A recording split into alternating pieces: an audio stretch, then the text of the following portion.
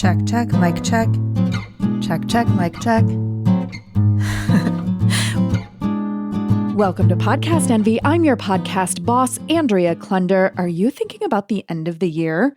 Or even looking forward into the new year?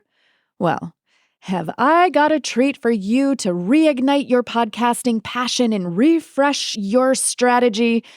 3 treats, actually. But first, thank you to those of you who voted in support of Sounds Current, Angel Island at the 2024 Signal Awards. While we did not win the popularity contest of Listener's Choice, the judges awarded us gold in the category of artists and designers shaping culture, and I could not be more proud on behalf of my clients, Del Sol Quartet, and my team at the Creative Imposter Studios for creating work that resonates on a deep level for those who experience it. And if you haven't heard it yet, Sounds Current, Angel Island is just 4 episodes, and it's one of those stories that makes me realize how much I never learned about our country's history in school.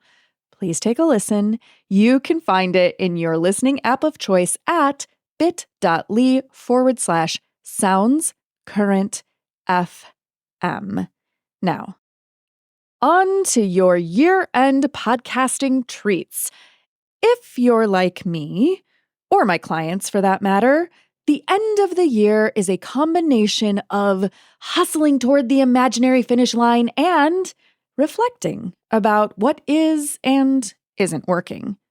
Have any of the following thoughts crept into your mind lately? Whew, that podcasting budget line item sure is high. Is it really worth it? Is this something we should consider cutting?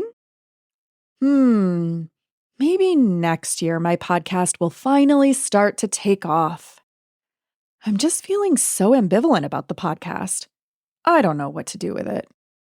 Or, okay, next year I want to grow my audience, increase the number of episodes, start a private podcast, get more people on my newsletter, book some high visibility guests, use my podcast to sell my course, and make more guest appearances on other people's podcasts. You get the picture. Whether you are currently on the edge of podcasting burnout or manically setting yourself up to crash and burn, here are 3 juicy tidbits you can try to reignite your creative spark and illuminate the path forward. Number 1, this is from Tom Webster at Sounds Profitable. I'm going to link to this and all reference sources, of course, for you in the show notes for this episode and at podcastenvy.com. The episode of Sounds Profitable in question is number 450, Better Podcast Marketing and the Curiosity Gap. And by the way, you should go listen to it because Tom lays it out better in 9 minutes than I will here. But basically, this is an exercise, a fun exercise, I think, in how you describe your podcast. When you tell someone about your show or write your show description or post on social, are you igniting the curiosity of the human with whom you are speaking? Now, I just listened to this yesterday, so I'm still working on it, but let me give it a try. Okay. It's the difference between a true crime podcast where we discuss weird and wild cases versus it's the thrill of that trashy YA fiction series you devoured in middle school. Or how about a branded podcast about shopping at Trader Joe's versus behind the scenes of the cultiest brand in the grocery store industry. Okay, let me try another one. A branded podcast about monster stories by REI versus that feeling of your hair standing up on your arms as you sit around a crackling fire in the woods telling spooky stories with your friends. Okay, let me try it with an actual client's show. Interviews about the art, history, and culture of New Mexico versus become a genius at New Mexican trivia for your next cocktail party conversation. Or, the hardest one of all, my own show, not this one, the other one, The Creative Imposter. Interviews with creatives about who they are and what they create. Versus, have you ever felt like a creative imposter? You know, it's that uncomfortable space between what you do in the world and who you truly are. Okay, as I said, I'm still working on it, but that's neither here nor there. The assignment is for you to practice describing your show in a way that opens the curiosity gap for your audience. Not sure how to begin? Ask your fans how they describe your show to their friends. That might clue you in to a whole new way of thinking about the show that you are creating. All right, tidbit number 2, open your calendar. This one was inspired by Shannon Weinstein from Keep What You Earn, episode 683, The Best Way to Get Out of a Business Funk. Step 1, go to your calendar. Step 2, ask how you can redesign your schedule to optimize for more energy-efficient time management. That's from her show notes. How I would say it is to allow for more flow. Step 3, I added this one sort of. Ruthlessly dump, delegate, defer, or move things around for a less complex puzzle. Full disclosure, I don't know who actually came up with the whole dump, delegate, defer thing, but it's a really good framework. Dump. What can you just stop doing with little to no adverse consequence? Delegate. What can you either outsource to another human or automate with software? 3. What are you currently doing or wanting to implement that is a really good idea, but not an immediate priority? Can you revisit this as a possibility in a few months? For example, when I was getting ready to relaunch The Creative Imposter after a 2-year hiatus, I knew that it was going to be a challenge to fit it into my already jam-packed business and production schedule. So I decided that while I always recommend, as a best practice in a perfect world, creating a content-rich 300 to 500 word blog post to accompany your episode for show notes SEO, that was one thing I was going to cut from my workflow because SEO is not my top priority right now. I don't enjoy writing show notes, and don't even talk to me about AI show notes right now. It's not the time. And I didn't want to allocate budget to delegate, so I decided to keep my descriptions short and simple, hopefully igniting curiosity, and at most, use my episode intro that I had already written as my blog post.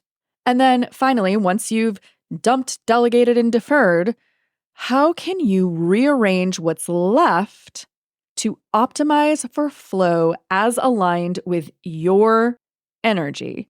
Or if you're lucky enough to have a team, your team's energy.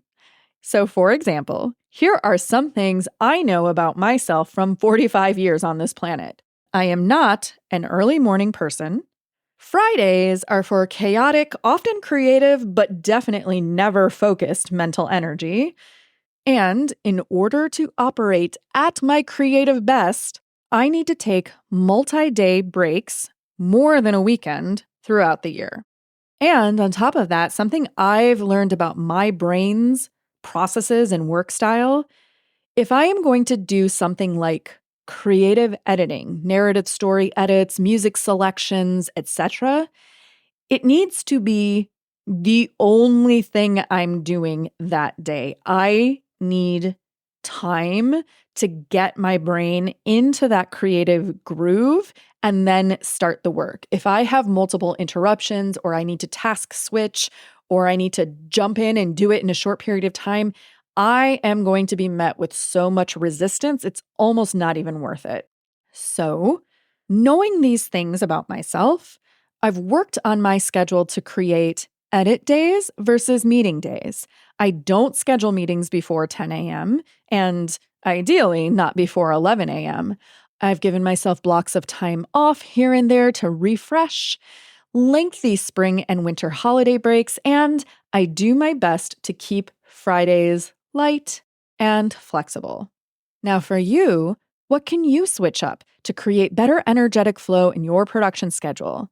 Do you want to create season breaks in your show during particularly busy periods, or just so that you're not constantly on the content hamster wheel? Is there something that you are currently doing that you don't love that is sucking your time or energy that you could easily delegate to someone on your team or outsource to a contractor?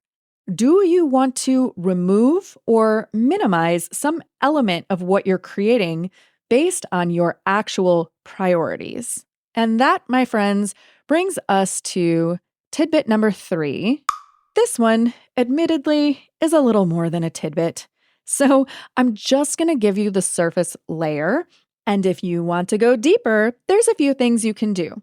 1, listen to my interview with Megan Doherty on the Creative Imposter episode 138, Make Friends with Your Data. And 2, get her new book, Podcasting for Business. And if you're hearing this before November 13, 2024, get your ticket to the Podcasting for Business virtual conference. More on that later. All linked for you, of course, in the show notes. Okay, back to tidbit number 3. Get honest with yourself and your team if you have one. What is the one thing you want your podcast to help you do in the next 12 months? For example, do you need to sell a bunch of seats to your upcoming course or event? Not the same as expanding your professional network. Not the same as building a platform for thought leadership in your field. Now, Megan has created a framework that outlines 5 primary show blueprints for business podcasts based on what they are uniquely designed to do. In no particular order, those blueprints are conversion, thought leadership, relationship building, content, audience engagement. And I would argue that if you are podcasting on behalf of a nonprofit organization, educational institution, or government agency, there are maybe a couple of more blueprints to add to that already brilliant list. Now, before you say, but our podcast is for engaging our audience, selling courses, SEO for our website, thought leadership for our CEO, and building relationships with our guests, it does it all. I'm going to stop you right there. No. We're not saying that it can't do all of those things. We're saying that if you're trying to do all of those things, your show probably isn't delivering on any of those things super well and could improve if you optimize for one. So, as we think about the year ahead, which one will it be? Whew. All right. So, to recap, we have number 1. How can you rework your podcast description so that when you're talking to someone about your show, you are igniting the curiosity of that someone? Number 2, how can you rework your calendar to optimize for energy flow? Number 3, get honest about what is the one thing you want your podcast to help you do in the next 12 months. Which one of these creative activities will you try to reignite your podcasting spark? I'm not here for my health. I'd love to know. Email me, Andrea@thecreativeimposter.com. But wait, before you go, I have even more special news for you. If you loved this episode and you want more podcast envy, I'm going to ask you to do something. Don't worry, it won't cost you a thing. But I'm experimenting with something new for 2025, and you are invited to be one of our early adopters. Podcast Envy is going exclusive with a private podcast feed. Again, it's free, and you can still listen in your podcast app. Why is this happening? Well, I have been combing through our archive of episodes, and well, there are some that feel so outdated at this point, but people are still listening to them that I'm kind of not wanting them to be there in the feed anymore. And yet, there are some past episodes that are as fresh as the day they were released. So, I'm going to start putting the best, most useful episodes of Podcast Envy into a private podcast feed using software called HelloAudio. New episodes of Podcast Envy will be released on an inconsistent, for now, schedule in that same private feed, and sometimes, but not always, to the public feed here as well. But they will only be here in the public feed for a limited time, after which they will disappear. But never fear, they'll stay in the private feed as long as I feel they are relevant. So, if you want the latest and the best of Podcast Envy, all you have to do is go to bit.ly/PEP exclusive. Again, that's bit.ly/PEP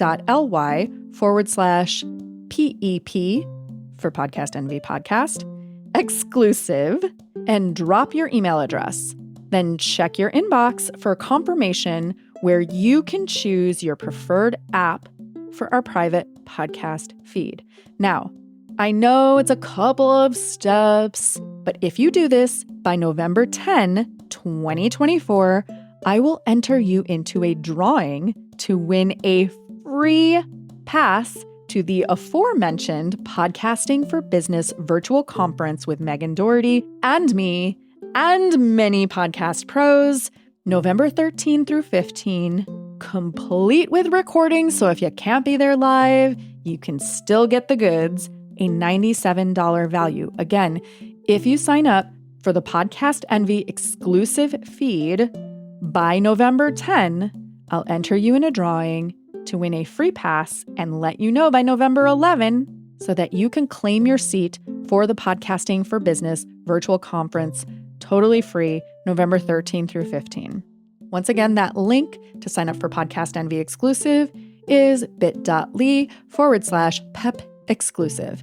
And one more thing, if you love the idea of private podcasting or are at least curious about how it may work for you and you want to get in on the action at the best possible price, go to bit.ly/PEP24 to get on the wait list for HelloAudio's upcoming Black Friday sale. Rumor has it, there's 40% off coming your way.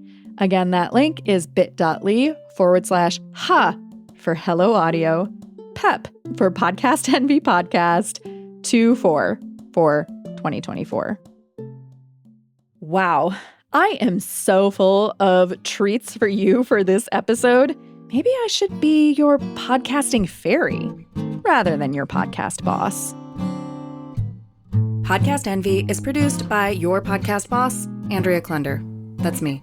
The Podcast Envy theme music is by Valentin Sosnitsky, courtesy of the Free Sound Project at freesound.org, and our podcast Angel music is by Benjamin Mastropolito, also on freesound.org as Lemon Cream. All music is licensed under the Creative Commons. Our episodes are mixed by Edwin Ruiz, and hey, if you want your show to sound as good as ours, hire us.